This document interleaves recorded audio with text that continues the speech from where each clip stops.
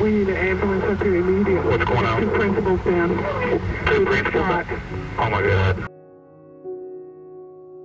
Moments of terror shattered a sense of innocence in East Tennessee at what was supposed to be a safe haven.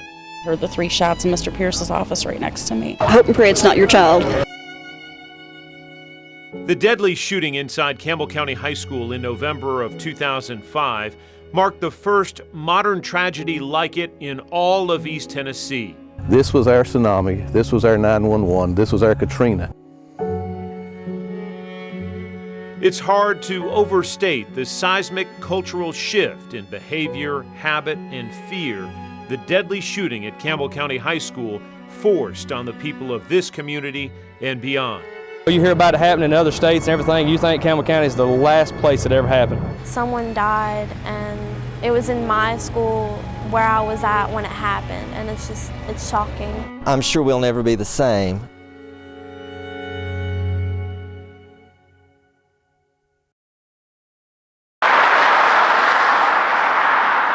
In this part of rural East Tennessee, Campbell County neighbors know each other or know of each other. No town has more than a few thousand people.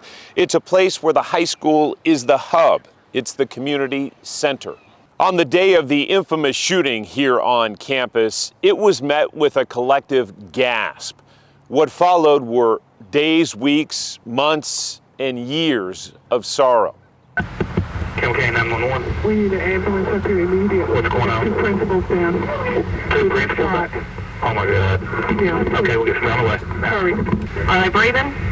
Are they breathing? Are they breathing? Are they breathing? Yes, they're breathing. Okay, where they been shot at? Where have they been shot? Sob. I'm not sure. It just happened very quickly. Okay, I need it. Are they students? Are they teachers? No, these are 2 principals. 2 of the principals have been shot. On November 8, 2005, 14-year-old Kenny Bartley entered Campbell County High School armed with a .22 caliber handgun with the intention of trading it to another student for the pain medication OxyContin. Principal Gary Seal received a tip Bartley was armed. During a confrontation in the school office, Principal Seal asked Bartley about the gun. The teenager reportedly responded with a defiant insult before pulling the trigger. At 2:11 in the afternoon, Bartley shot Seal in the groin and turned the gun on Assistant Principals Ken Bruce and Jim Pierce. Principal Seal called for a school lockdown after he was shot. Jim Pierce suffered a wound to his arm with a bullet entering his lung. Both Pierce and Seal survived. Ken Bruce died after a fatal shot to the chest. First we heard it was a student, then we heard it wasn't, then we just didn't know. My teacher had been talking about Columbine right before they called lockdown, and it's scary to think of something like that. I was at Walmart actually, and I've heard parents were just getting very panic-stricken and leaving and walking out real quick and just telling everybody, if you have a child, get there as soon as you can. And it's very scary, it's frightening, you know. How do you know if they're safe? I've been there. They're okay, or you're assuming? No, sir, I've been there. Okay, just wonder if they're okay. And I mean, you're saying, yeah, the kids are okay, but what kind of state of mind are these kids in right now? someone died, and it was in my school where I was at when it happened, and it's shocking. Anytime something like this happens, I think it's an occasion you've got to go back and search your soul and say, look, is there something we could have done? Is there some way we could have identified what's obviously a very troubled student? Is there some way we could have made the schools safer in this regard? The courageous efforts of Gary and Jim and Ken probably saved many other lives and the lives of our students. Once the reality of the shooting took hold, the tight-knit East Tennessee community turned its attention to honoring the victims and the sudden loss of Assistant Principal Ken Bruce. Make your life count. Every day, every moment. That's what these men would have you do, to live your life in peace and to the fullest. The teacher that we lost today is a friend to many people, including myself. A man trying to help children as a teacher. He'll be greatly missed, and it's a great loss, not only for this county, but this whole state. Ken Bruce was a football coach in 6th grade at LaFayette Middle School, and he was a teacher there all 3 years. You know, he was always a good guy. He's always willing to help you out. You know, a lot of the teachers and stuff and a lot of the principals, they go by the book and everything, and Mr. Bruce always went by the book. Now, he always done his job, you know. You could ask for any better of a person. I mean, anytime you needed him, he was there for you. I mean, he'd help you through anything. I mean, he was here when my best friends passed away. He was here for me. And, I mean, it's just terrible that something bad like this had to happen to him. I don't think any of us will ever be the same. We need to lift him up and lift his family up and pray for everybody and pray for our students. It's going to be it's devastating. Everybody needs to send out the prayers and stuff to Mr. Seals and Mr. Pierce and the family of Mr. Bruce, and hopefully, you know, the Lord will reach down and touch everybody here in Campbell County.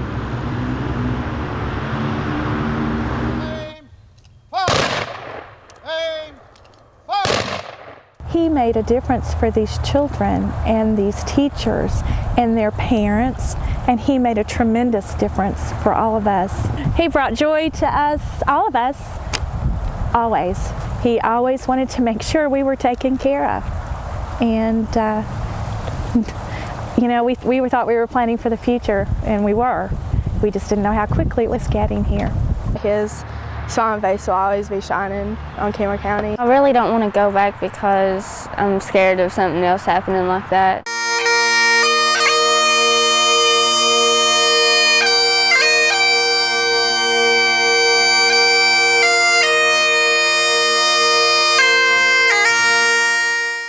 This was our tsunami, this was our 911, this was our Katrina, and this is in our front door. And we have to be able to help our kids respond to this through faith in Christ and get through this. Almost 1,500 students returned to school the following week. A sense of innocence on this campus gone forever. Everybody's all usually happy and perky and talking and getting in trouble. Everybody's just quiet, not saying nothing because they don't want to, you know, be like disrespectful, I guess. Nervousness is there because I know everything's going to be different and it's going to be hard, but I think that if everybody can just stay together, you know, and just kind of go through it together, it'll be easier. With everybody going back and everybody getting back together and everything, maybe we can get through it together. Within 2 months, Principal Gary Seal and his assistant, Jim Pierce, returned to their posts at Campbell County High School. I just saw him this morning, and I'm like, yay, Mr. Pierce is back. I think it was really good for them to see me, and it's definitely good for me to see them. We think about it every day, every hour, whatever. It always stays in your mind, but getting back to normal, that's a big task and a big job, and these students will help me to do that, and I will help them to do that. 20 years later, we reached out through his lawyer to hear directly from Kenny once again. We have yet to hear back. What follows is what we know about his life from classmates, neighbors, and the people impacted by his actions. He would come and visit the kids. My older son, he's 29, he'd come and visit him, just talk. We'd sit on the porch and talk. Watch your head, son. What did he talk about? Everything, hunting, you know, them going, they like to go to Walmart. It was shock. It's not like him. Mm-hmm. But he has had some trouble in the past. Yeah, he has had some, but he just seemed to be doing great. He just seemed to be doing wonderful. When he was in 6th grade over at LaFayette, he apparently tried to stab Mr. Seal with a pencil in the stomach. And that's the most aggression that I've heard about Kenny. In some kind of military school, I think. And I kind of expected that it might be him, but I don't know, I was kind of shocked that it was him and he actually did it because I'd like talked to him early, like I said hey to him like the day before that. And he seemed okay, he seemed, you know, normal. In an effort to rehabilitate their son years earlier when Kenny was 12, his parents sent him to Kingswood School, a Christian children's home specializing in caring for young people who were troubled or abandoned. Kenny stayed at that campus for a year and a half. When they first came to me, they were saying he was just unruly, had gotten into some trouble at school, wasn't following rules at home with the parents, and that's why they placed him here. They thought he was ready to leave, and we did not. And so he did leave against our recommendations that we did not feel he had completed our program. We are asking that that he be tried as an adult and subject to adult penalties.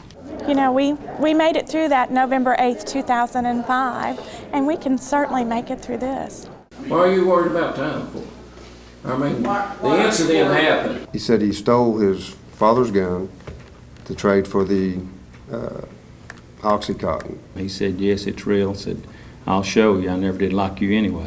He puts a clip in it. He reaches in it. I believe it's his left pocket. Puts a clip in underneath it, slides the cylinder back, takes dead aim at me. Mr. Seal reached down to get at his pocket, and he pushed Mr. Seal's hand back, pulled it out, got up, and just started waving it at us.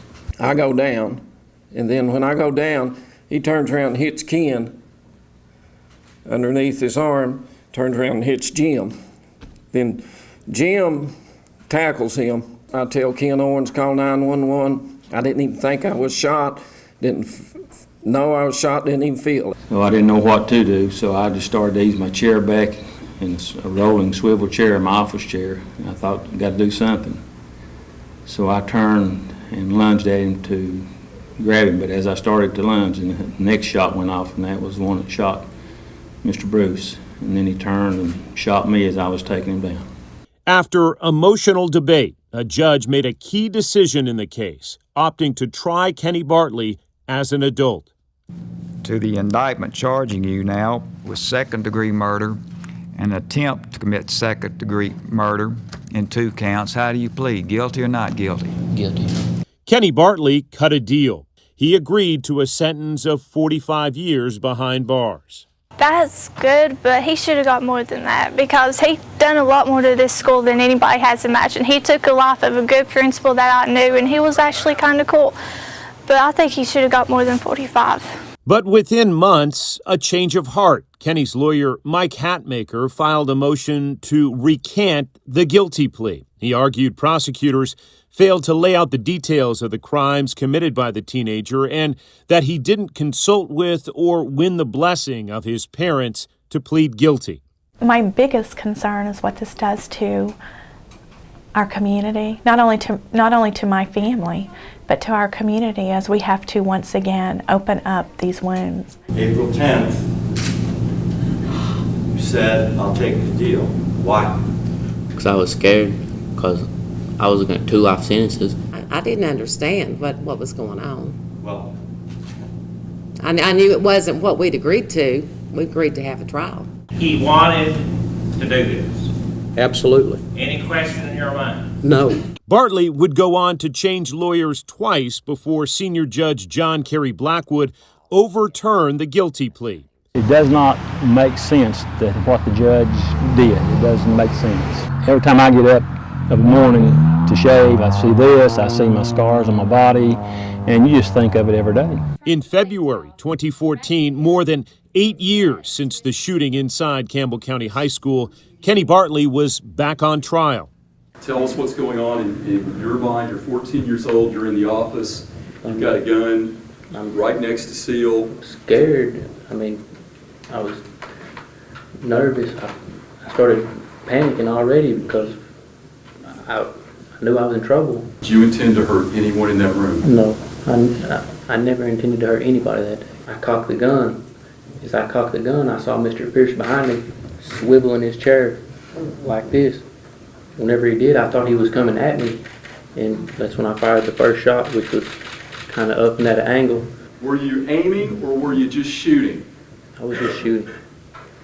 Do you recall ever aiming the gun at anyone? No. This was an unfortunate, sudden act that was done by a scared, panicked 14-year-old when he was confronted in the small office. I feel horrible about what happened. I have to apologize to everybody because I know how bad it hurt a lot of people, too many people, and I'm sorry that what I put them through. I'd do anything to take it back. Could get out of jail very soon, or he could die in prison a very old man. If he is convicted of other offenses, the judge has the discretion to stack those sentences on top of that life with parole sentence to effectively create a true life sentence from which Bartley would not likely outlive. If the defense wins, in this case, it's going to mean a lower degree of a homicide as a verdict from this jury. Then it will be up to the judge, based on that, to determine what the sentence is. A jury found the young man, now in his early 20s, guilty of reckless homicide and 2 felonies. They included bringing a gun to school and a drug possession charge. On the more serious attempted murder charges involving the 2 surviving principals wounded in the shooting, Bartley was acquitted. After posting a $7,500 bond, Kenny Bartley walked out of custody within 2 hours of the verdict. The jury listened, and they have made a decision that has changed this family and this young man's life. What a sad day this is for my husband, who died of a direct shot to his back in a downward motion, which means, execution style, to get a verdict of reckless homicide. He spent his first 20 years of his adult life loving and serving this country, and he spent his last 13 loving and serving the children of his community. And it failed us today. Literally, when we went back in the room, Kenny broke down and cried. He basically broke down on the table and was speechless. I'm devastated, but I will tell you this. This will not kill my family. We are better than this because I know what happened to Ken. And then, at the sentencing hearing, the judge gave the final order. Having served 8 years, you hereby released from all of the further restraint in this case. Kenny Bartley was a free man. We're glad that we don't come back here anymore. We're ready to move forward as best we can with our family and with what we have left. And we will always, always, no matter what, love and value Ken Bruce. In later years, Bartley ran into legal trouble on several occasions. It included a domestic assault charge. I love my dad more than anything. That's what I'm going to do right now is get help. I just appreciate y'all respect my family, man. Give us our privacy so I can go and get this little help. Become a successful, meaningful member of this society. Do the right thing. Get away from the life that I have led all the way up until now. Bye-bye. And followed a turn of events that saw Bartley relocate to Virginia to live with his counselor when her 3-year-old son died from allegedly falling and hitting his head while under the care of Kenny Bartley. Investigators determined the cause of death for the child was blunt trauma to the head. Bartley was questioned but not charged. He also left the care of his counselor. Finally, as we revisit the heartbreak that unfolded on this campus, we are reminded of the setbacks and the successes and the years-long effort to honor the life of Assistant Principal Ken Bruce. In my mind, it will always be a Tuesday. It will always be a Tuesday. You get through the first few months and then all that pain just comes to the surface. And I think it's just been really hard for all of us to process what has happened to our community. I know what Ken wants us to do. He wants us to continue to, keep our family close and to care for each other and to try to make a life for ourselves. And that's what we're going to do.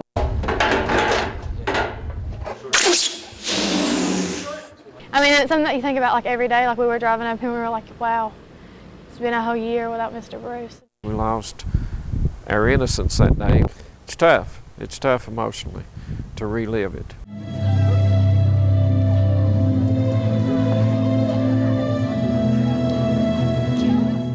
On these bad days, there's 2 things I keep in mind. Number 1, I know that Ken Bruce is in a better place than I'm in. And number 2, I know that someday that I'm going to get to talk with Ken again in life and listen to some more of those one-liners that I've forgotten. I walked in the office and I felt someone walk behind me. and I knew that was Mr. Bruce. A petition to name a new school in the name of the late Assistant Principal Ken Bruce won more than 2,500 signatures. These students that Ken impacted so much, it will be their children that would go to school there.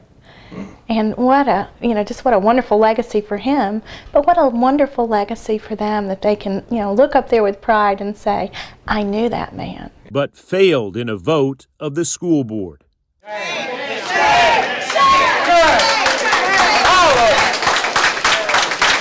I'm just heartsick. I just thought that maybe they would do the right thing. Other places do the right thing, but not here. I think we've honored him. I think we've honored him by what they did in there. I think that's the honor, is in standing up for what you believe in, because that's what he would want. And if we continue to do that, then we have honored this man. We have fulfilled his dream of making a difference. After Ken died, they were like, oh, we'll name this after him, we'll do this, we'll do that. And for one reason or another, that didn't work. And now I get it, because God said, I have the perfect plan and we just need to give it some time. And the perfect plan happened here today. Can you believe it's been 20 years? No. I just remember when Ken passed that it was very important to me that I do something to honor him. And we've done that. I mean, we worked on the SAVE Act with the state, and that's still in place. We've made it better and better. If I was to say anything, honor Ken by giving a child an opportunity, by making a donation to that scholarship fund, so that we can continue to give those two students those scholarships every single year. We've not missed a year. And that allows them to do what? Take it and go wherever in college they want. But he serves in the military 20 years and then he goes into education. Yes. Well, he always wanted to come back to Campbell County. He loved Campbell County. He always wanted to come back and teach. That was his undergrad degree was in education. He taught while he was in the military. He served at Ole Miss as the ROTC instructor, building young men ready to, to move into their careers. And it mattered to him to come back. Kenny Bartley, what do you have to say to that young man today? I don't know. I had to finally say to myself, I can't save Kenny Bartley, because it was hurting my children. So I had to take care of my own. So I guess what I would say to him is I hope that he has found peace too in his world. And I hope one day maybe he will be. I just remember the last thing he said in his interview when he got out was, I just want to be more than the Campbell County school shooter. He said I wouldn't forgive him. I did forgive him, because you have to. That's what our God calls us to do. I don't forget, because I live with it every day. But I certainly don't hate him or wish any harm. I think the reason Ken was so successful was because he was so, I always said he was kind of like a plant. He was so fertile, and he was so grounded in the roots and the dirt in his community that's what made the difference for him, and which is why we do still remember him. We were working really hard on that, on the memorial garden at Campbell County High School. That means something to you and your family. It means something, I hope, to the community, and I hope it reminds us of the strength that the community has. 20 years removed from the shooting, the name Ken Bruce continues to stay on the hearts and minds of people in Campbell County. Everybody talks about him. I ran into somebody the other day. They still talk about him. I went through the bank and the lady said, you won't remember me, but I remember Ken. And 20 years later. 20, I was in the grocery store the other day and a lady came up and said, you're Joe Bruce. And I said, I am. And she goes, I pray for you every day. She said, you've been such an instrument of faith in this community. It was such a horrible day, but yet you helped us. So I think we did what we were supposed to do. And that was to talk about not how Ken died, but how he lived. We are reminded 20 years later about the ethos that guided the 48-year-old assistant principal who lost his life inside this school. Service to God, family, country, and the hundreds of students here at Campbell County High School. The wife of Ken Bruce says he always kept a poetic passage nearby to remind him of his personal duty.